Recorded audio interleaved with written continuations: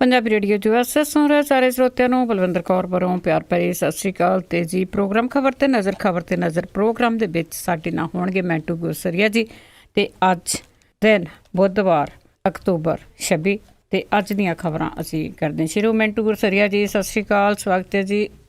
ਜੀ ਸ਼ੁਕਰੀਆ ਜੀ, ਸਾਰਿਆਂ ਨੂੰ ਸਤਿ ਸ਼੍ਰੀ ਅਕਾਲ ਜੀ। ਅਤੇ ਮੈਂਟੂ ਗੁਰਸਰੀਆ ਜੀ, ਸਭ ਤੋਂ ਪਹਿਲਾਂ ਬੜੀ ਦੁਖਦਾਈ ਆ, ਕਹਿੰਦੇ ਕਿ ਜਵਾਨ ਪੁੱਤ ਨਾ ਕਿਸੇ ਦਾ ਜਾਵੇ।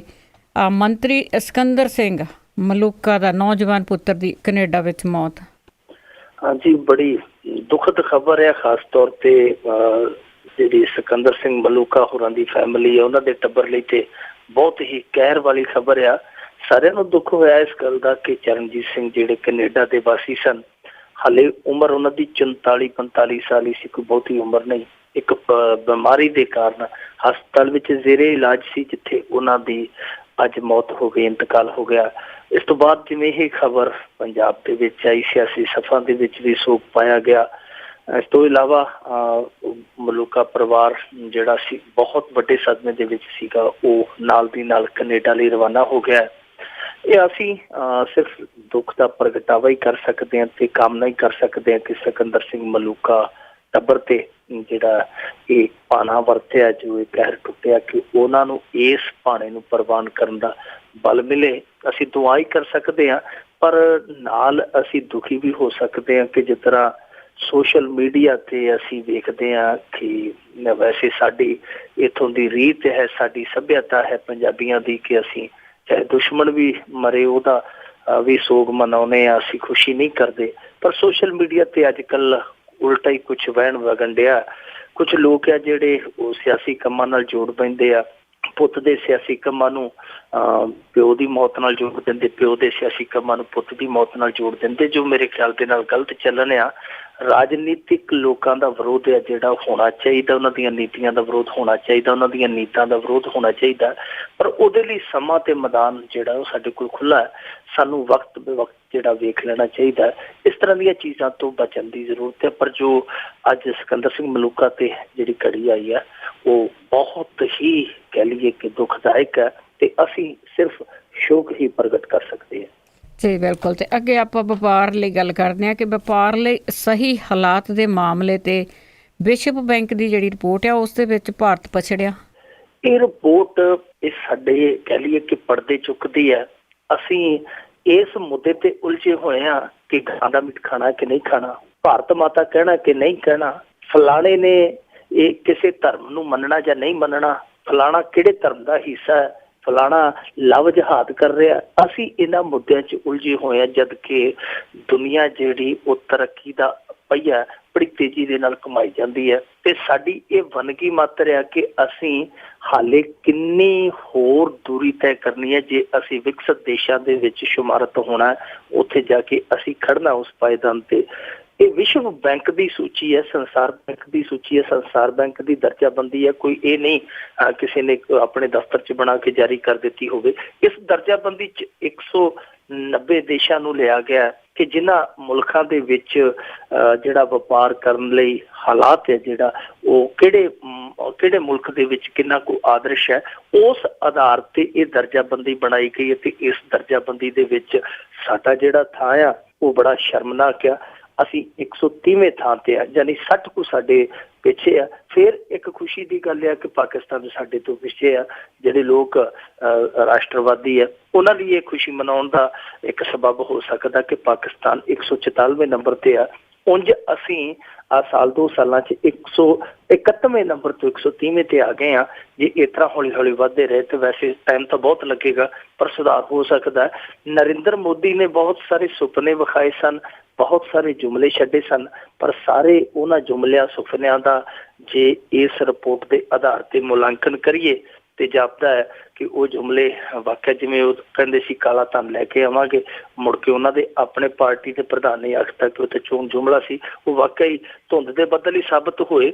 ਪਰ ਇਸ ਮਸਲੇ ਦੇ ਵਿੱਚ ਭਾਰਤ ਬਹੁਤ ਹੀ ਦੂਰ ਨਾ ਵੇਖੇ, ਨੇੜੇ ਹੀ ਆਪਣੇ ਇੱਕ ਗਵਾਂਢੀ ਵੱਲ ਵੇਖ ਲਏ। ਸਾਡੇ ਤੋਂ 18 ਸਾਲ ਬਾਅਦ ਇੱਕ ਮੁਲਕ ਆਜ਼ਾਦ ਹੋਇਆ, ਉਹ ਹੈ ਸਿੰਗਾਪੁਰ। ਮਲੇਸ਼ੀਆ ਤੋਂ 1965 ਦੇ ਵਿੱਚ ਉਹਨਾਂ ਨੇ ਆਜ਼ਾਦੀ ਹਾਸਲ ਕੀਤੀ ਤੇ ਅੱਜ ਜਿਹੜੀ ਇਹ ਦਰਜਾਬੰਦੀ ਜਾਰੀ ਹੋਈ ਹੈ ਵਿਸ਼ਵ ਬੈਂਕ ਦੀ, ਉਸ ਦਰਜਾਬੰਦੀ ਦੇ ਸਿਖਰਲੇ ਜੇ ਦੇਸ਼ਾਂ ਦੀ ਗੱਲ ਕਰੀਏ, ਸਿੰਗਾਪੁਰ ਦੂਜੇ ਨੰਬਰ ਤੇ ਆ। ਪਹਿਲੇ ਨੰਬਰ ਤੇ ਨਿਊਜ਼ੀਲੈਂਡ ਹੈ, ਜਿੱਥੇ ਆਦਰਸ਼ ਮਾਹੌਲ ਹੈ ਇੰਡਸਟਰੀ ਲਈ, ਉਦਯੋਗ ਲਈ। ਉੱਥੇ ਸਿੰਗਾਪੁਰ ਹੈ ਜਿਹੜਾ ਉਹ ਦੂਜੇ ਥਾਂ ਤੇ ਹੈ, ਜਿਹੜਾ ਸਾਥੋਂ 18 ਸਾਲ ਬਾਅਦ ਆਜ਼ਾਦ ਹੁੰਦਾ ਤੇ ਮੁੜ ਕੇ ਕਿਮ ਯੰਗ ਦੀ ਅਗਵਾਈ ਦੇ ਵਿੱਚ ਉਹ ਏਡੀ ਜਲਦੀ ਆਪਣੇ ਆਪ ਨੂੰ ਸਥਾਪਿਤ ਕਰਦਾ ਕਾਰੋਬਾਰ ਦੇ ਜਗਤ ਦੇ ਵਿੱਚ ਕਿ ਅੱਜ ਉਹਨੂੰ ਕਾਰੋਬਾਰ ਦਾ ਕੌਮਾਂਤਰੀ ਹੱਬ ਕਿਹਾ ਜਾਂਦਾ ਹੈ। ਸਾਨੂੰ ਸਿੱਖਿਆ ਲੈਣੀ ਚਾਹੀਦੀ ਹੈ ਕਿ ਉਹ ਛੋਟਾ ਜਿਹਾ ਟਾਪੂ ਹੈ ਜਿਹੜਾ ਕਿਵੇਂ ਟਾਪ ਗੇਅਰ ਲਾ ਕੇ ਸਾਥੋਂ ਅੱਗੇ ਲੰਘ ਗਿਆ। ਅਸੀਂ ਕਿੱਥੇ ਫਿਰਦੇ ਹਾਂ? ਅਸੀਂ ਹਾਲੇ ਅੰਦਰੂਨੀ ਝਗੜੇ ਕਲੇਸ਼ ਹੀ ਨਹੀਂ ਸਮੇਟ ਸਕੇ। ਸਾਨੂੰ ਇਹ ਝਗੜੇ, ਇਹ ਧਰਮ ਦੇ, ਫਿਰਕੇ ਦੇ, ਜਾਤ ਦੇ, ਇਹ ਸਾਰੇ ਸਮੇਟ ਕੇ ਇਸ ਪਾਸੇ ਧਿਆਨ ਦੇਣ ਦੀ ਜ਼ਰੂਰਤ ਹੈ ਤਾਂ ਕਿ ਅਸੀਂ ਮੰਜ਼ਿਲ ਵੱਲ ਅੱਗੇ ਵੱਧ ਸਕੀਏ। ਬਿਲਕੁਲ ਜੀ, ਇੱਥੇ ਤਾਂ ਭਾਰਤ ਮਾਤਾ ਦੀ ਜੈ ਕਹਾਉਣ ਤੱਕ ਹੀ ਸੀਮਤ ਹੈ, ਵਪਾਰ ਦਾ ਤਾਂ ਕੋਈ ਮਤਲਬ ਨਹੀਂ। ਤੇ ਅੱਗੇ ਆਪਾਂ ਇੱਕ 40 ਕਰੋੜ ਦੇ ਰਿਸ਼ਵਤ ਮਾਮਲੇ ਦੀ ਗੱਲ ਕਰੀਏ, ਉਸ ਦੇ ਵਿੱਚ ਜੋਰਜ ਯੂਰੋਪਾ ਕੋਨਵੇ ਸਮੇਤ ਬਰੀ। ਯੂਰੋਪਾ ਕਹਿ ਲਈਏ ਕਿ ਅਸਲੀ ਲੀਡਰ ਆ। ਅਸਲੀ ਲੀਡਰ ਕੌਣ ਹੈ ਭਾਰਤ ਦੇ ਵਿੱਚ? ਅਸਲੀ ਲੀਡਰ ਉਹ ਆ ਕਿ ਜਿਹੜਾ ਸਾਰਾ ਕੁਨਬਾ ਆਪਣਾ ਸਿਆਸਤ ਦੇ ਵਿੱਚ ਨਾ ਵੜੇ, ਸਗੋਂ ਇਹ ਕਵੇ ਸਟੇਜ ਤੇ ਦੇਖੋ ਜੀ ਮੈਂ ਤੇ ਆਪਦੇ ਟੱਬਰ ਦੇ ਵਿੱਚੋਂ ਕੋਈ ਲੈ ਕੇ ਨਹੀਂ ਆਇਆ, ਮੈਂ ਇਕੱਲਾ। ਪਰ ਹੋਵੇ ਇਹ ਕਿ ਪਰਦੇ ਦੇ ਨਾਲ ਜਿਹੜਾ ਦਹੀਂ ਵਾਲਾ ਕੁਝ ਆ ਉਹ ਖੁੱਲਾ ਰੱਖਦੇ ਆਪਦੇ ਪਰਿਵਾਰ ਲਈ ਕਿ ਚੱਟੀ ਚਲੋ, ਖਾਈ ਚਲੋ, ਕੋਈ ਗੱਲ ਨਹੀਂ। ਯਦੀ ਆਪਾਂ ਉਹਨਾਂ ਲੋਕਾਂ ਚ ਸੀ ਜਿਹਨੇ ਆਪਣੇ ਕੁਨਬੇ ਦੇ ਲਈ ਦਹੀਂ ਵਾਲਾ ਕੁਝਾ ਜਿਹੜਾ ਖੁੱਲਾ ਛੱਡਿਆ ਸੀ ਕਿ ਜਿੰਨਾ ਮਰਜ਼ੀ ਚੱਟ ਲਓ, ਜਿੰਨੀਆਂ ਮਰਜ਼ੀ ਮਲਾਈਆਂ ਚੱਟ ਲਓ। ਇਸ ਯਦੀਯੂਰੱਪਾ ਦਾ ਜੇ ਰਾਜਨੀਤਿਕ ਸਫ਼ਰ ਵੇਖੀਏ ਤੇ ਬੜਾ ਦਿਲਚਸਪ ਆ। ਇਹ ਸ਼ੈਲਰ ਦੇ ਵਿੱਚ ਕਿਤੇ ਕਲਰਕ ਹੋਇਆ ਕਰਦਾ ਸੀ। ਕਲਰਕ ਤੋਂ ਬਾਅਦ ਇਹ ਸੰਘ ਦੇ ਨਾਲ ਜੁੜਿਆ, RSS ਦੇ ਨਾਲ ਜੁੜਿਆ 1970 ਦੇ ਵਿੱਚ। ਉਸ ਤੋਂ ਬਾਅਦ ਇਹਦੇ ਰੰਗ ਢੰਗ ਹੈ ਜਿਹੜੇ ਬਹੁਤ ਜਲਦੀ ਬਦਲੇ, ਭਾਗ ਵੀ ਬਦਲ ਗਏ। ਨਗਰ ਕੌਂਸਲ ਤੋਂ ਇਹ ਚੋਣ ਲੜਿਆ ਪਾਰਸ਼ਦ ਦੀ, ਨਗਰ ਕੌਂਸਲਰ ਦੀ, ਉਹ ਜਿੱਤ ਗਿਆ। ਉਸ ਤੋਂ ਬਾਅਦ MLA ਦੀ ਚੋਣ ਲੜਿਆ। ਹੌਲੀ ਹੌਲੀ ਕਰਨਾਟਕ ਦਾ ਇਹ ਪ੍ਰਦੇਸ਼ ਪ੍ਰਧਾਨ ਬਣ ਗਿਆ ਭਾਜਪਾ ਦਾ। ਫਿਰ 2008 ਦੇ ਵਿੱਚ ਇਹਨੇ ਭਾਜਪਾ ਦੀ ਸਰਕਾਰ ਬਣਵਾਤੀ, ਜੋ ਬਹੁਤ ਲੰਬੇ ਸਮੇਂ ਤੋਂ ਉੱਥੇ ਭਾਜਪਾ ਜਦੋਜਹਿਦ ਕਰਦੀ ਸੀ ਸਰਕਾਰ ਬਣਾਉਣ ਲਈ। ਯਦੀਯੂਰੱਪਾ ਜਦੋਂ ਸਰਕਾਰ ਦੇ ਵਿੱਚ ਆ ਗਿਆ, ਪਾਵਰ ਜਦੋਂ ਹੱਥ ਆਈ ਤੇ ਫਿਰ ਇਹਨੇ ਦੂਜਿਆਂ ਨੂੰ ਆਵਾਜ਼ ਮਾਰ ਲਈ, ਆਪਣੇ ਪੁੱਤਰਾਂ ਨੂੰ ਵੀ, ਫਿਰ ਜਵਾਈਆਂ ਨੂੰ ਵੀ ਕਹਿ ਦਿੱਤਾ ਕਿ ਆ ਜਾਓ ਜਵਾਈਓ, ਤੁਸੀਂ ਵੀ ਮੰਡੇ ਛਕਾ ਲਓ। ਫਿਰ ਉੱਥੇ ਕੰਮ ਚੱਲ ਪਿਆ। ਫਿਰ ਯਦੀਯੂਰੱਪਾ ਹੋਰਾਂ ਨੇ ਉੱਥੇ ਖੁੱਲੀਆਂ ਬੂੰਦੀਆਂ ਉਡਾਈਆਂ। ਯਦੀਯੂਰੱਪਾ ਤੇ ਕੇਸ ਕਈ ਬਣੇ। ਇੱਕ ਤੇ ਕੇਸ ਇਹਦੇ ਤੇ ਜ਼ਮੀਨ ਘੁਟਾਲੇ ਦਾ ਸੀ। ਉਹ ਜ਼ਮੀਨ ਘੁਟਾਲੇ ਦਾ ਕੇਸ ਇਸ ਤਰ੍ਹਾਂ ਸੀ ਕਿ 195 ਏਕੜ ਜ਼ਮੀਨ, ਬੇਸ਼ਕੀਮਤੀ ਜ਼ਮੀਨ ਸੀ ਜਿਹੜੀ 200 ਕਰੋੜ ਜਿਹਦੀ ਕੀਮਤ ਆਂਕੀ ਗਈ, ਮਿਥੀ ਗਈ, ਉਹ ਇਹਨੇ ਆਪਣੇ ਵਿੰਗੇ ਟੇਢੇ ਢੰਗਾਂ ਦੇ ਨਾਲ ਕੁਝ ਜਵਾਈਆਂ ਨੂੰ ਦਿੱਤੀ, ਕੁਝ ਪੁੱਤਰਾਂ ਨੂੰ ਦਿੱਤੀ, ਕੁਝ ਇਹਨੂੰ ਦਿੱਤੀ, ਕੁਝ ਉਹਨੂੰ ਦਿੱਤੀ। ਇਸ ਤਰ੍ਹਾਂ ਕਰਕੇ ਗਮਨ ਕਰ ਗਿਆ। ਉਹ ਵੀ ਕੇਸ ਇਹਦੇ ਤੇ ਬਣਿਆ। ਇੱਕ ਕੇਸ ਜਿਹੜਾ ਅੱਜ ਇਹ ਬਰੀ ਹੋਇਆ, ਇਹ CBI ਅਦਾਲਤ ਵਿੱਚ ਚੱਲਦਾ ਸੀ। ਇਹਨੇ ਇੱਕ ਕੰਪਨੀ ਨੂੰ ਮਾਈਨਿੰਗ ਦੇ ਅਧਿਕਾਰ ਦੇਣ ਬਦਲੇ ਰਿਸ਼ਵਤ ਲਈ ਸੀ 40 ਕਰੋੜ। ਉਹਦਾ ਦੋਸ਼ ਲੱਗਾ ਕਿ ਲੋਕਾਯੁਕਤ ਨੇ ਉਹ ਦੋਸ਼ ਨਿਰਧਾਰਿਤ ਕੀਤਾ ਕਿ ਯਦੀਯੂਰੱਪਾ ਨੇ ਰਿਸ਼ਵਤ ਲਈ ਸੀ ਮਾਈਨਿੰਗ ਅਧਿਕਾਰ ਦੇਣ ਲਈ, ਸੋ ਇਹਦੇ ਤੇ ਕੇਸ ਦਰਜ ਕੀਤਾ ਜਾਵੇ। ਫਿਰ ਮੁੜ ਕੇ ਸੁਪਰੀਮ ਕੋਰਟ ਦੇ ਦਖਲ ਤੋਂ ਬਾਅਦ ਇਹਦੇ ਤੇ ਕੇਸ ਦਰਜ ਕੀਤਾ ਗਿਆ। ਇਸ ਤੋਂ ਇਲਾਵਾ ਵੀ ਯਦੀਯੂਰੱਪਾ ਤੇ 8-10 ਕੇਸ ਆ ਜਿਹੜੇ ਹੋਰ ਚੱਲਦੇ ਆ, ਉਹ ਵੀ ਇਹਨਾਂ ਕੰਮਾਂ ਕਾਰਾਂ ਦੀ ਆ।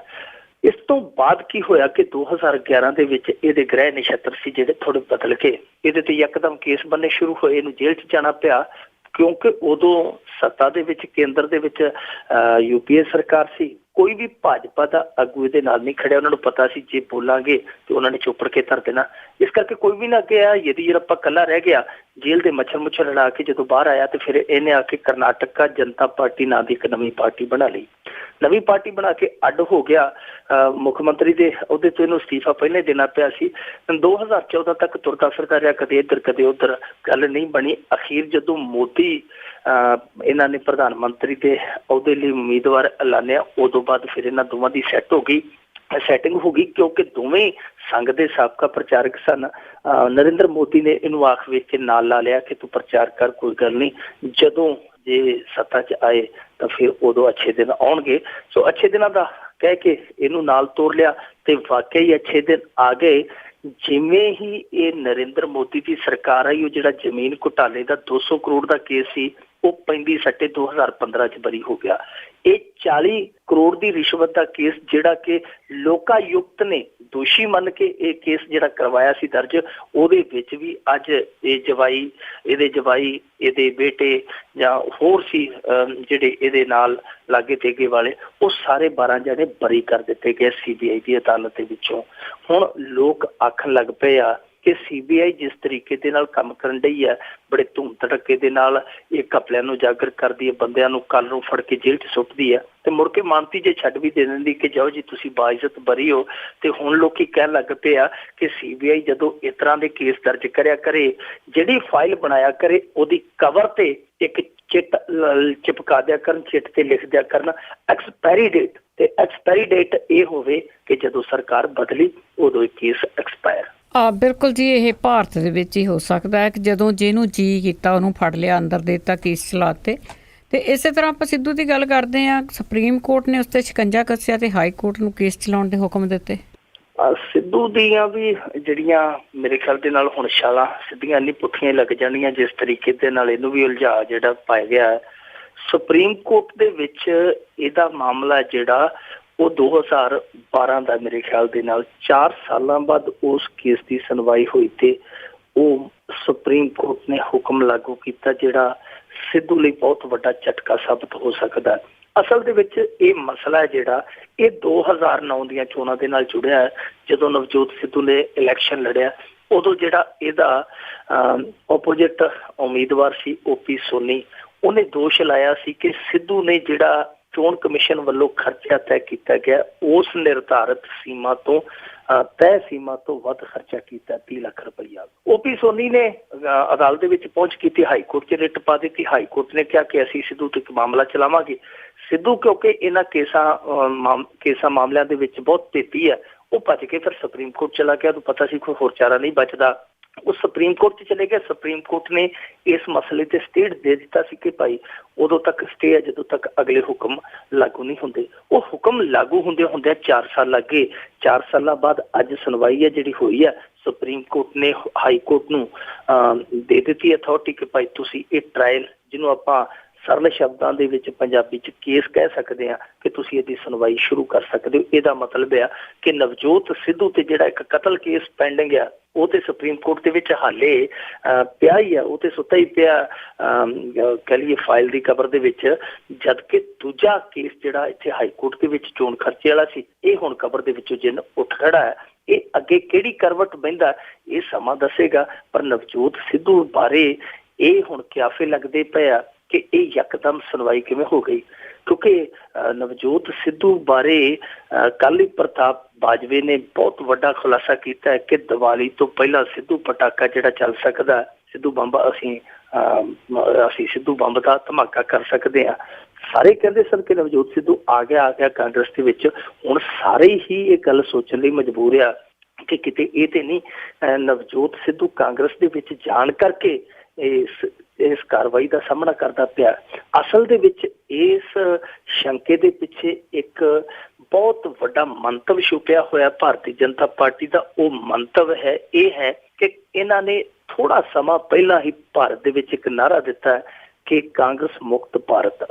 ਕਾਂਗਰਸ ਮੁਕਤ ਭਾਰਤ ਦਾ ਮਤਲਬ ਹੈ ਕਿ ਸੈਕੂਲਰ ਮੰਚ ਜਿਹੜਾ ਕਾਂਗਰਸ ਇੱਕ ਸੈਕੂਲਰ ਮੰਚ ਦੇ ਵਜੋਂ ਵਿਚਰਦੀ ਹੈ ਸਿਆਸੀ ਧਰਾਤਲ ਤੇ, ਕਿ ਇਸ ਮੰਚ ਨੂੰ ਧਾਰਾਸ਼ਾਹੀ ਕੀਤਾ ਜਾਵੇ। ਇਸ ਮੰਚ ਨੂੰ ਧਾਰਾਸ਼ਾਹੀ ਤਾਂ ਹੀ ਕੀਤਾ ਜਾ ਸਕਦਾ ਜੇ ਇਹਦੇ ਬਦਲਵੇਂ ਰੂਪ ਦੇ ਵਿੱਚ ਇੱਕ ਇਹੋ ਜਿਹਾ ਰਲਦਾ ਮਿਲਦਾ ਮੰਚ ਹੈ ਜਿਹੜਾ ਉਹ ਵਾਰ ਦੇ ਵਿੱਚ ਲਿਆਂਦਾ ਜਾਵੇ। ਉਹ ਮਾਡਲ ਕਿਤੇ ਨਾ ਕਿਤੇ ਆਮ ਆਦਮੀ ਪਾਰਟੀ ਦੇ ਰਹੀ ਹੈ। ਉਸ ਬਦਲਵੇਂ ਰੂਪ ਤੇ ਥੋੜਾ ਜਿਹਾ ਇਹ ਚੁੱਪੀ ਵੱਟ ਸਕਦੇ ਸਨ ਸਿੱਧੂ ਬਾਰੇ, ਪਰ ਕਾਂਗਰਸ ਦੇ ਵਿੱਚ ਜਿਵੇਂ ਹੀ ਜਾਣ ਦੀਆਂ ਕਨਸੂਆਂ ਆਈਆਂ ਉਹਨਾਂ ਨੇ ਫਿਰ ਹੋ ਸਕਦਾ ਕਿ ਇਸ ਪਾਸੇ ਵੀ ਸੋਚ ਲਿਆ ਹੋਵੇ, ਕਿਉਂਕਿ ਜੇਕਰ ਨਵਜੋਤ ਸਿੱਧੂ ਅੱਜ ਇਸ ਹਾਲਤ ਦੇ ਵਿੱਚ ਕਾਂਗਰਸ ਦੇ ਅੰਦਰ ਜਾਂਦਾ ਤੇ ਫਿਰ ਪੂਰੇ ਭਾਰਤ ਦੇ ਵਿੱਚ ਇੱਕ ਮੈਸੇਜ ਜ਼ਰੂਰ ਜਾਏਗਾ, ਚਾਹੇ ਨਵਜੋਤ ਸਿੱਧੂ ਸ਼ਹਿਟੇ ਤੋਂ ਵੀ ਚੋਣ ਨਾ ਜਿੱਤ ਸਕੇ, ਪਰ ਇਹ ਜ਼ਰੂਰ ਜਾਏਗਾ ਕਿ ਅੱਜ ਦੇ ਦੌਰ ਦੇ ਵਿੱਚ ਭਾਰਤੀ ਜਨਤਾ ਪਾਰਟੀ ਦੀ ਪੈਂਠ ਜਿਹੜੀ ਵਿਗੜਦੀ ਜਾਂਦੀ ਹੈ, ਉਹਨੂੰ ਖੋਰਾ ਲੱਗ ਰਿਹਾ, ਜਦਕਿ ਕਾਂਗਰਸ ਹੈ ਜਿਹੜੀ ਉਹ ਕਿਤੇ ਨਾ ਕਿਤੇ ਮਜ਼ਬੂਤੀ ਫੜਦੀ ਜਾਂਦੀ ਹੈ। ਸੋ ਇਹ ਕਿਤੇ ਨਾ ਕਿਤੇ ਸ਼ੱਕ ਜਿਹੜਾ ਕੀਤਾ ਜਾਂਦਾ ਹੈ, ਇਸ ਮੁੱਦੇ ਤੇ ਕਿ ਕਿਤੋਂ ਨਾ ਕਿਤੋਂ ਤਾਰਾਂ ਜ਼ਰੂਰ ਹਿੱਲੀਆਂ। ਜਿਹੜੀ ਯਕਦਮ ਸੁਣਵਾਈ ਹੈ ਸ਼ੁਰੂ ਹੋ ਗਈ, ਕਿਉਂਕਿ ਇਸ ਸੁਣਵਾਈ ਦੇ ਵਿੱਚ ਦਿਲਚਸਪ ਗੱਲ ਇਹ ਵੀ ਹੈ ਕਿ 2009 ਤੋਂ ਜੇ ਆਪਾਂ ਲਾਈਏ ਟਰਮ ਮੈਂਬਰ ਪਾਰਲੀਮੈਂਟ ਦੀ, ਤੇ ਉਹ ਤੇ 2014 ਦੇ ਵਿੱਚ ਹੀ ਖਤਮ ਹੋ ਗਈ ਸੀ। ਫਿਰ ਇਹ ਸੁਣਵਾਈ ਕਿੰਨੇ ਸ਼ੁਰੂ ਕਰਵਾਈ, ਇਹ ਸੋਚਣਾ ਤੇ ਇਹ ਦੇਖਣਾ ਦਿਲਚਸਪ ਹੈ ਜੀ। ਤੇ ਅੱਗੇ ਆਪਾਂ ਭਗਵੰਤ ਮਾਨ ਦੀ ਗੱਲ ਕਰਦੇ ਹਾਂ। ਉਸਨੇ ਕੈਪਟਨ ਅਮਰਿੰਦਰ ਸਿੰਘ ਨੂੰ ਬਹਿਸ ਲਈ ਲਲਕਾਰਿਆ। ਵੇਖੋ ਜੀ, ਬਹਿਸ ਬਸਈਏ ਦੇ ਵਿੱਚ ਪੈ ਕੇ ਤੇ ਆਪਦਾ ਵੀ ਟਾਈਮ ਬਰਬਾਦ ਕਰਨ ਦੇ, ਤੇ ਜਿਹੜੇ ਇਹਨਾਂ ਦੇ ਆਪਦੇ ਸਮਰਥਕ ਜਿਹੜੇ ਨਾ ਧੋ ਕੇ ਤੜਕੇ ਫੇਸਬੁੱਕ ਤੇ ਬਹਿ ਜਾਂਦੇ, ਕੰਮ ਦੀ ਗੱਲ ਕਰਾਂਗੇ, ਉਹਨਾਂ ਦਾ ਵੀ ਟਾਈਮ ਬਰਬਾਦ ਕਰਨ ਦੇ ਆ। ਵੈਸੇ ਅਰਵਿੰਦ ਕੇਜਰੀਵਾਲ ਨੂੰ ਬਹਿਸ ਦੇ ਵਿੱਚ ਪੈਣਾ ਹੀ ਨਹੀਂ ਸੀ ਚਾਹੀਦਾ। ਇਹ ਬਹਿਸ ਸ਼ੁਰੂ ਹੋਈ ਸੀ ਟਵਿੱਟਰ ਤੋਂ। ਟਵਿੱਟਰ ਤੇ ਜਿੱਦਣ ਇਹਨਾਂ ਨੇ ਆਪਣਾ ਮੈਨੀਫੈਸਟੋ ਜਾਰੀ ਕੀਤਾ, ਉਦਣ ਕੈਪਟਨ ਅਮਰਿੰਦਰ ਸਿੰਘ ਉਹ ਛੇੜਾ ਛੇੜ ਕੇ ਬਹਿ ਗਿਆ। ਉਹਨੇ 1 ਮਿੰਟ ਦੇ ਵਿੱਚ 3-4 ਟਵੀਟ ਆ ਜਿਹੜੇ ਉਹ ਇਹਨਾਂ ਨੂੰ ਲਾ ਕੇ ਕਰ ਦਿੱਤੇ। ਅਰਵਿੰਦ ਕੇਜਰੀਵਾਲ ਵੀ ਟਵੀਟ ਦਾ ਬੜਾ ਖਿਡਾਰੀ ਹੈ, ਟਵਿੱਟਰ ਤੇ ਉਹ ਵੀ ਬਹੁਤ ਖੁੱਲਾ ਖੇਡਦਾ ਹੈ। ਉਹਨੇ ਆ ਕੇ ਉਹਦੇ ਨਾਲ ਸਿੰਘ ਫਸਾ ਲਏ, ਜਿੱਥੋਂ ਗੱਲ ਚਲਦੀ ਬਹਿਸ ਤੇ ਚਲੇ ਗਈ। ਕੈਪਟਨ ਅਮਰਿੰਦਰ ਸਿੰਘ ਕਹਿੰਦਾ ਕਿ ਤੂੰ ਮੇਰੇ ਨਾਲ ਬਹਿਸ ਕਰ ਲਾ। ਉਹ ਕਹਿੰਦਾ ਕਿ ਮੈਂ ਨਹੀਂ ਕਰਨੀ, ਮੈਂ ਤੇਰੇ ਮੇਚ ਦਾ ਨਹੀਂ, ਤੂੰ ਸਾਡੇ ਪੰਜਾਬ ਦੀ ਟੀਮ ਦੇ 4-5 ਬੰਦੇ ਇਹਨਾਂ ਤੂੰ ਕਰ, ਇਹਨਾਂ ਦੇ ਵਿੱਚੋਂ ਇੱਕ ਸਿਲੈਕਟ ਕਰ ਲਾ, ਥਾਂ ਮਿਥਲਾ, ਸਮਾਂ ਮਿਥਲਾ ਤੇ ਬਹਿਸ ਕਰ ਲਾ। ਉਸ ਤੋਂ ਬਾਅਦ ਕਾਂਗਰਸੀ ਜਿਹੜੇ ਉਹ ਕਹਿਣ ਲੱਗ ਪਏ ਜੀ ਕੇਜਰੀਵਾਲ ਭੱਜ ਗਿਆ। ਉਹ ਫਿਰ ਸੋਸ਼ਲ ਮੀਡੀਆ ਤੇ ਜੰਗ ਚੱਲ ਪਈ ਕਿ ਕੌਣ ਭੱਜ ਗਿਆ। ਉਹ ਆਂਦੇ ਜੀ ਤੁਹਾਡਾ ਕਪਤਾਨ ਭੱਜ ਗਿਆ, ਉਹ ਕਹਿੰਦੇ ਜੀ ਤੁਹਾਡਾ ਕੇਜਰੀਵਾਲ ਭੱਜ ਗਿਆ। ਇਸ ਭੱਜਾ ਭਜਾਈ ਦੇ ਵਿੱਚ ਹੀ ਭੱਜ ਦੌੜ ਲੱਗੀ। ਤੇ ਫਿਰ ਅੱਜ ਇਸ ਭੱਜ ਦੌੜ ਨੂੰ ਹੋਰ ਤੇਜ਼ ਕਰਨ ਲਈ ਰਨ ਦੇ ਵਿੱਚ ਸਾਡੇ ਜਿਹੜੇ ਇੱਥੋਂ ਦੇ ਮਾਨ ਸਾਹਿਬ ਹੈ ਭਗਵੰਤ ਮਾਨ, ਉਹ ਨਿਕਲ ਪਏ, ਉਹ ਨਿੱਤਰ ਪਏ। ਉਹ ਕਹਿੰਦੇ ਜੀ ਕਿ ਮੈਂ ਬਹਿਸ ਕਰਾਂਗਾ ਕੈਪਟਨ ਅਮਰਿੰਦਰ ਸਿੰਘ ਦੇ ਨਾਲ। ਕੈਪਟਨ ਦੱਸੇ ਕਿ ਕਿਹੜੀ ਗਲੀ 'ਚ, ਕਿਹੜੇ ਕੂਚੇ 'ਚ, ਕਿਹੜੇ ਮੁਹੱਲੇ ਦੇ ਵਿੱਚ ਬਹਿਸ ਕਰਨੀ। ਮੈਂ ਆਵਾਂਗਾ ਤੇ ਆਵਾਂਗਾ ਵੀ ਖਾਲੀ ਹੱਥ, ਨਾ ਮੇਰੇ ਕੋਲ ਕੋਈ ਆਈਪੌਡ ਹੋਏਗਾ, ਨਾ ਮੇਰੇ ਕੋਲ ਕੋਈ ਹੋਰ ਡਾਕੂਮੈਂਟ ਹੋਏਗਾ। ਖਾਲੀ ਹੱਥ ਆ ਕੇ ਬਹਿਸ ਕਰਾਂਗੇ, ਜਿੱਥੇ ਕਰਨੀ ਹੈ ਕਰ ਲਓ। ਸੋ ਹੁਣ ਭਗਵੰਤ ਮਾਨ ਦਾ ਜਵਾਬ ਕੈਪਟਨ ਅਮਰਿੰਦਰ ਸਿੰਘ ਕੀ ਦਿੰਦਾ ਹੈ, ਇਹ ਵੇਖਣਾ ਬਹੁਤ ਅਹਿਮ ਹੋਏਗਾ। ਮੇਰੇ ਖਿਆਲ ਦੇ ਨਾਲ ਇਹਨਾਂ ਨੂੰ ਇਹਨਾਂ ਚੀਜ਼ਾਂ ਦੇ ਵਿੱਚ ਪੈਣ ਦੀ ਜ਼ਰੂਰਤ ਨਹੀਂ ਸੀ। ਖਾਸ ਤੌਰ ਤੇ ਅਰਵਿੰਦ ਕੇਜਰੀਵਾਲ ਨੂੰ ਇਹਨਾਂ ਚੱਕਰਾਂ 'ਚ ਨਹੀਂ ਸੀ ਪੈਣਾ ਚਾਹੀਦਾ, ਕਿਉਂਕਿ ਅੱਗੇ ਵੀ ਇਸ ਨੂੰ ਉਕਸਾ ਕੇ, ਅਰਵਿੰਦ ਕੇਜਰੀਵਾਲ ਨੂੰ ਉਕਸਾ ਕੇ ਇਹਨਾਂ ਦਾ ਨੁਕਸਾਨ ਇਹ ਕਰ ਚੁੱਕੇ ਆ। ਉਦੋਂ ਵੀ ਕੈਪਟਨ ਅਮਰਿੰਦਰ ਸਿੰਘ ਨੇ ਉਲਝਾ ਲਿਆ ਸੀ ਅਰਵਿੰਦ ਕੇਜਰੀਵਾਲ ਜਦੋਂ ਪੰਜਾਬ ਦੇ ਵਿੱਚ ਆਇਆ ਕਿ SYL ਤੇ ਸਟੈਂਡ ਦੱਸ, ਤੇ ਉਹ ਆਪਣਾ ਸਟੈਂਡ ਦੱਸਣ ਤੁਰ ਪਿਆ। ਮੁੜ ਕੇ ਉਸ ਸਟੈਂਡ ਨੇ ਸਾਰਾ ਇਹਨਾਂ ਦਾ ਸਾਈਕਲ ਸਟੈਂਡ ਹੀ ਦੇਖਤਾ ਸੀਗਾ। ਸੋ ਉਹ ਜ਼ਰੂਰਤ ਹੀ ਨਹੀਂ ਸੀ ਉਦੋਂ ਵੀ ਬੋਲਣ ਦੀ। ਉਦੋਂ ਵੀ ਅਰਵਿੰਦ ਕੇਜਰੀਵਾਲ ਇੰਨੇ 'ਚ ਸਾਰ ਸਕਦਾ ਸੀ ਕਿ ਪਹਿਲਾਂ ਸਟੈਂਡ ਸੋਨੀਆ ਦਾ ਪੁੱਛ ਕੇ ਦੱਸੋ ਕਿ ਉਹ ਕੀ ਸਟੈਂਡ ਰੱਖਦੀ ਹੈ। ਇਹਨਾਂ ਨੂੰ ਕਹਿ ਸਕਦਾ ਸੀ ਬਾਦਲਾਂ ਨੂੰ ਕਿ ਤੁਸੀਂ ਪਹਿਲਾਂ ਨਰਿੰਦਰ ਮੋਦੀ ਤੋਂ ਸਟੈਂਡ ਪੁੱਛ ਕੇ ਦੱਸੋ ਉਹ ਕੀ ਰੱਖਦਾ, ਬਾਅਦ 'ਚ ਮੇਰੇ ਤੋਂ ਪੁੱਛ ਲਿਓ। ਪਰ ਉਹਨੇ ਆਪਦਾ ਸਟੈਂਡ ਇੱਥੇ ਦੱਸਤਾ, ਪਰ ਦਿੱਲੀ ਦੇ ਵਿੱਚ ਜਾ ਕੇ ਸਟੈਂਡ ਬਦਲ ਲਿਆ। ਫਿਰ ਉਹਨਾਂ ਸਟੈਂਡਾਂ ਦੀ ਅਦਲਾ ਬਦਲੀ 'ਚ ਬਹੁਤ ਨੁਕਸਾਨ ਹੋਇਆ ਸੀ। ਉਹ ਇਹੋ ਚੀਜ਼ ਕਰਨੀ ਚਾਹੁੰਦੇ ਅਰਵਿੰਦ ਕੇਜਰੀਵਾਲ ਦੇ ਨਾਲ ਵਾਰ-ਵਾਰ, ਪਰ ਇਹ ਵਾਰ-ਵਾਰ ਉਲਝ ਕੇ ਉਹਨਾਂ ਨੂੰ ਮੌਕਾ ਜ਼ਰੂਰ ਬਣਾ ਰਹੇ। ਸੋ ਬਚਣ ਦੀ ਜ਼ਰੂਰਤ ਹੈ। ਜੇ ਬਹਿਸ ਚਾਹੀਦੀ ਵੀ ਹੈ ਤੇ ਮੇਰੇ ਖਿਆਲ ਦੇ ਨਾਲ ਅੱਜ ਸਭ ਤੋਂ ਵੱਡੀ ਬਹਿਸ ਹੋਣੀ ਚਾਹੀਦੀ ਹੈ ਅਕਾਲੀਆਂ ਤੇ ਕਾਂਗਰਸੀਆਂ ਦਰਮਿਆਨ, ਕਿਉਂਕਿ ਅਕਾਲੀ ਸਭ ਤੋਂ ਜ਼ਿਆਦਾ ਸਮਾਂ ਪੰਜਾਬ ਤੇ ਕਾਬਜ਼ ਰਹੇ ਆ ਤੇ ਕਾਂਗਰਸੀ ਸਾਰਾ ਸਿਆਸੀ ਲਾਣਾ ਬਾਣਾ ਜਿੰਨਾ ਵੀ ਉਹਨਾਂ 'ਚੋਂ ਸਭ ਤੋਂ ਜ਼ਿਆਦਾ ਸਮਾਂ ਇਹ ਸੱਤਾ ਤੇ ਕੇਂਦਰ ਦੇ ਵਿੱਚ ਕਾਬਜ਼ ਰਹੇ ਆ।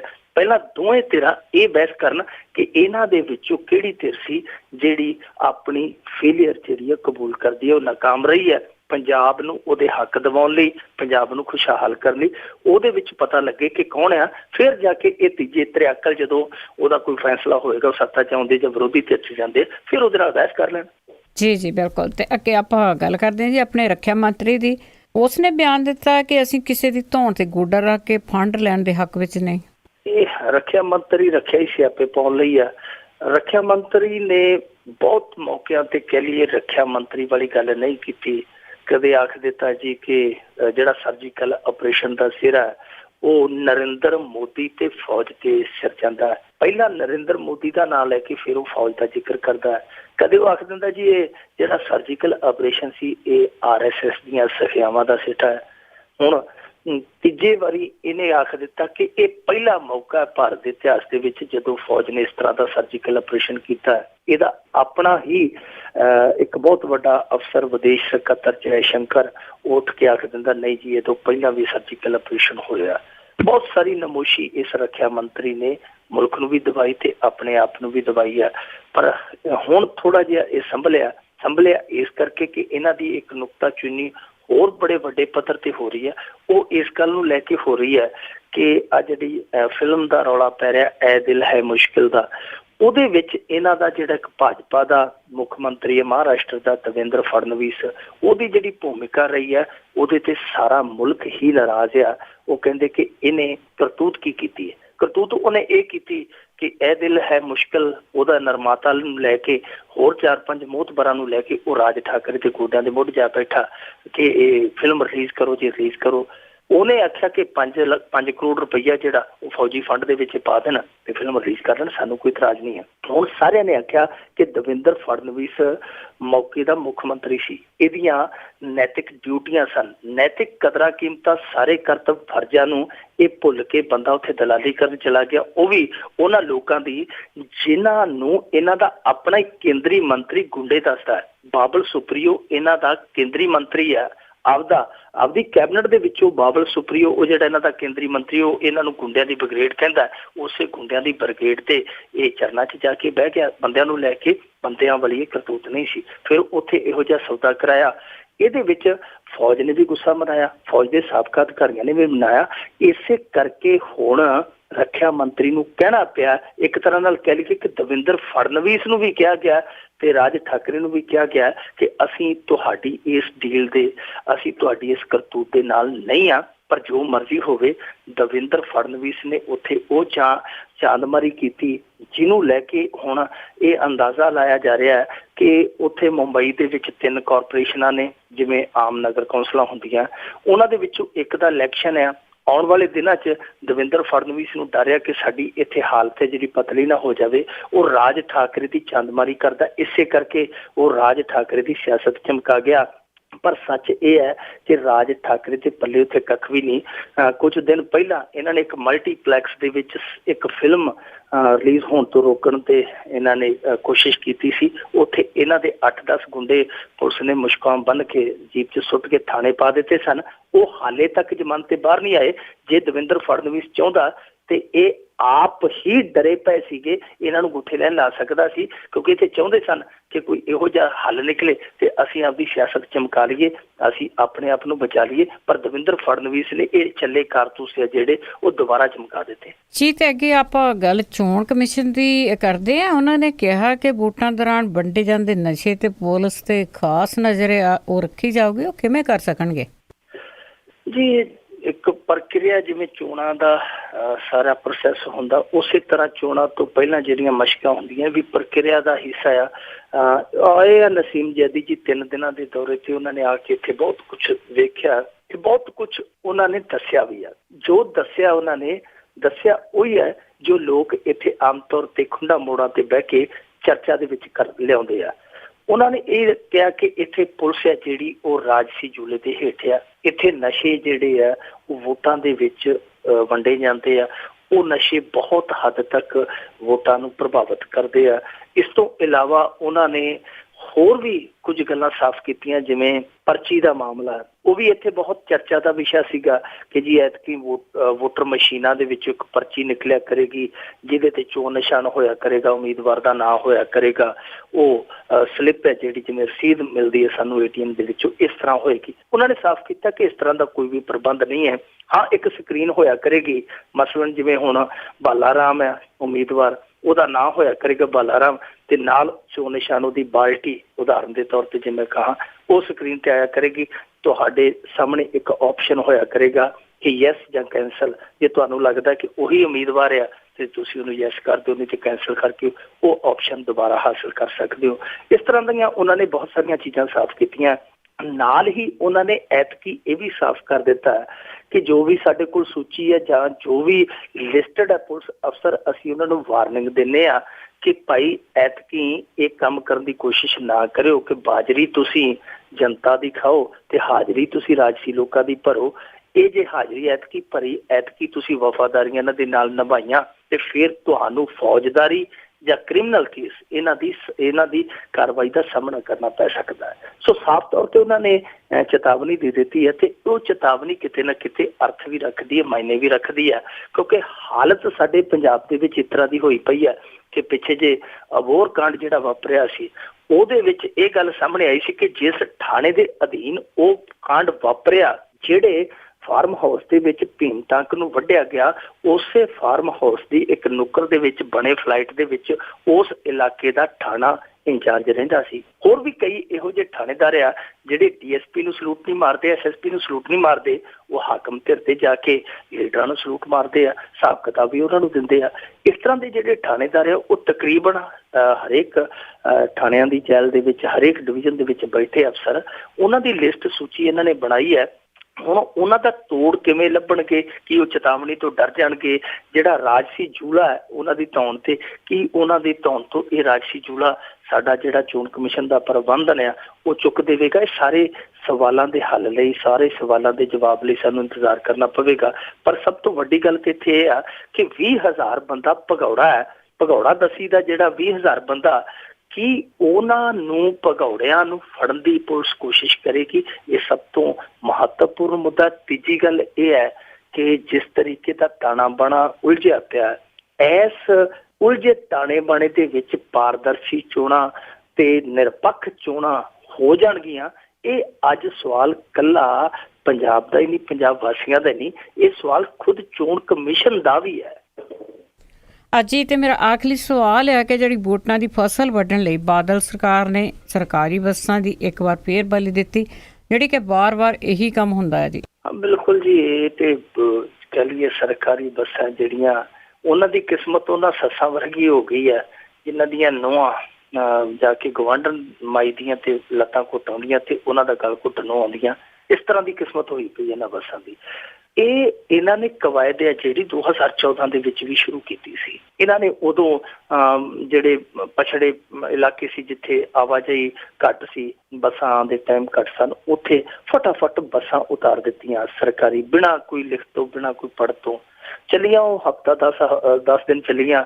ਜਦੋਂ ਵੋਟਾਂ ਲੱਗ ਗਈਆਂ ਫਿਰ ਉਹ ਸਰਕਾਰੀ ਬੱਸਾਂ ਸੀ ਜਿਹੜੀਆਂ ਵਾਪਸ ਮੰਗਾ ਲਈਆਂ ਗਈਆਂ। ਪਰ ਐਤਕੀ ਜੂਨ ਮਹੀਨੇ ਦੇ ਵਿੱਚ ਇਹਨਾਂ ਨੇ ਨਵੀਂ ਯੋਜਨਾ ਬਣਾ ਲਈ ਕਿ 106 ਨਵੇਂ ਪੇਂਡੂ ਰੂਟਾਂ ਤੇ 80 ਬੱਸਾਂ ਜਿਹੜੀਆਂ ਚਲਾਈਆਂ ਜਾਣ। ਉਹਦੇ ਲਈ ਇਹਨਾਂ ਨੇ ਪਰਮਿਟ ਖੋਲੇ ਕਿ ਭਾਈ ਜਿਹੜਾ ਕੋਈ ਪਰਮਿਟ ਲੈ ਸਕਦਾ ਲੈ ਲਵੋ, ਪਰ ਕਿਸੇ ਨੇ ਵੀ ਜਿਹੜੀ ਰੁਚੀ ਨਹੀਂ ਵਿਖਾਈ। ਫਿਰ ਇਹਨਾਂ ਨੇ ਬੇਰੁਜ਼ਗਾਰਾਂ ਨੂੰ ਕਿਹਾ, ਸਾਬਕਾ ਫੌਜੀਆਂ ਨੂੰ ਸੱਦਾ ਦਿੱਤਾ, ਦਲਿਤਾਂ ਨੂੰ ਕਿਹਾ, ਪਰ ਕਿਸੇ ਨੇ ਵੀ ਹੁੰਗਾਰਾ ਨਹੀਂ ਦਿੱਤਾ। ਇੱਥੋਂ ਤੱਕ ਕਿ ਜਿਹੜੇ ਛੋਟੀਆਂ ਬੱਸਾਂ ਵਾਲੇ ਟਰਾਂਸਪੋਰਟਰ ਆ ਉਹਨਾਂ ਵੀ ਕੋਈ ਦਿਲਚਸਪੀ ਨਹੀਂ ਵਿਖਾਈ। ਫਿਰ ਹਾਰ ਕੇ ਇਹਨਾਂ ਨੇ ਤੋੜ ਇਹ ਲੱਭਿਆ ਕਿ ਰੋਡਵੇਜ਼ ਤੇ PRTC ਦੀਆਂ 80 ਬੱਸਾਂ ਇਹਨਾਂ ਨੇ ਕਿਹਾ ਕਿ ਨਵੀਆਂ ਤਿਆਰ ਕਰਕੇ ਇਹਨਾਂ ਰੂਟਾਂ ਤੇ ਭੇਜ ਦਿਓ।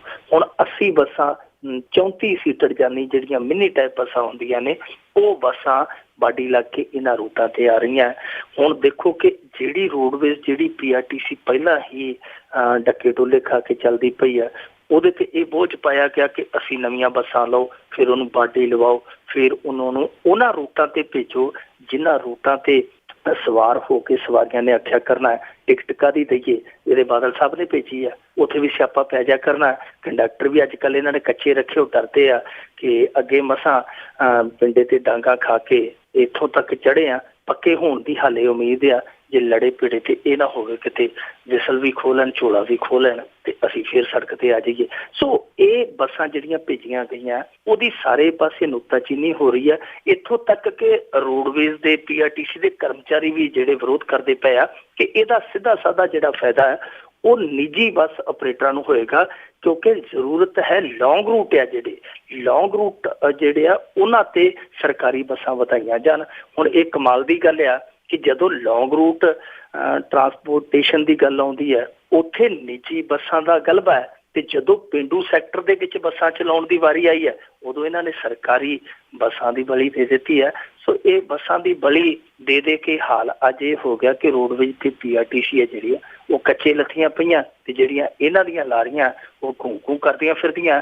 ਆਉਣ ਵਾਲੇ ਦਿਨਾਂ 'ਚ ਅਸੀਂ ਦੇਖ ਸਕਦੇ ਹਾਂ ਕਿ ਇਹ ਜਿਹੜੀਆਂ ਬੱਸਾਂ ਇੱਧਰ ਨੂੰ ਤੋਰ ਦਿੱਤੀਆਂ, ਹੋ ਸਕਦਾ ਕਿ ਅੱਗੇ ਤੇ ਡੀਪੂਆਂ 'ਚ ਖੜੀਆਂ ਮਿਲਦੀਆਂ, ਇਹ ਤੁਹਾਨੂੰ ਪਿੰਡਾਂ ਦੇ ਵਿੱਚ ਵੀ ਸਾਈਡ ਤੇ ਲੱਗੀਆਂ ਜਿਹੜੀਆਂ ਮਿਲਣ, ਕਿਉਂਕਿ ਉੱਥੇ ਵੀ ਇਹਨਾਂ ਦੇ ਬੰਦੇ ਟਰਾਂਸਪੋਰਟਰ ਆ ਜਿਹੜੇ ਟਾਈਮ ਟਪੱਲੇ ਆ, ਉਹ ਇਹਨਾਂ ਦੇ ਖਾ ਜਾ ਕਰਨਗੇ, ਪਿੱਛੇ ਪਿੱਛੇ ਖਾਲੀ ਖੜਕਦੀਆਂ ਫਿਰਿਆ ਕਰਨਗੀਆਂ ਪੀਪੀਆਂ ਨੂੰ। ਬਿਲਕੁਲ ਜੀ, ਐਵੇਂ ਨਹੀਂ ਪੰਜਾਬ ਸਾਰਾ ਇਸ ਤਰ੍ਹਾਂ ਇਹਨਾਂ ਨੇ ਚੱਟ ਲਿਆ। ਬਹੁਤ ਬਹੁਤ ਧੰਨਵਾਦ ਮਿੰਟੂ ਗੁਰਸਰੀਆ ਜੀ। ਜੀ ਸ਼ੁਕਰੀਆ ਜੀ, ਧੰਨਵਾਦ। ਤੇ ਇਹ ਸਾਂਝੀ ਮੈਂਟੂ ਗੁਰਸਰੀਆ ਜੀ ਸਾਡੇ ਨਾਲ ਜੁੜਦੇ ਨੇ ਤੇ ਖਬਰਾਂ ਤੇ ਮਾਰਦੇ ਨੇ ਚਾਤ। ਹੁਣ ਬਲਵਿੰਦਰ ਕੌਰ ਵੱਲੋਂ ਵੀ ਅਗਲੇ ਬੁਲਟਨ ਤੱਕ ਆਪ ਸਭ ਨੂੰ ਹੀ ਪਿਆਰ ਭਰੀ ਸਤਿ ਸ੍ਰੀ ਅਕਾਲ।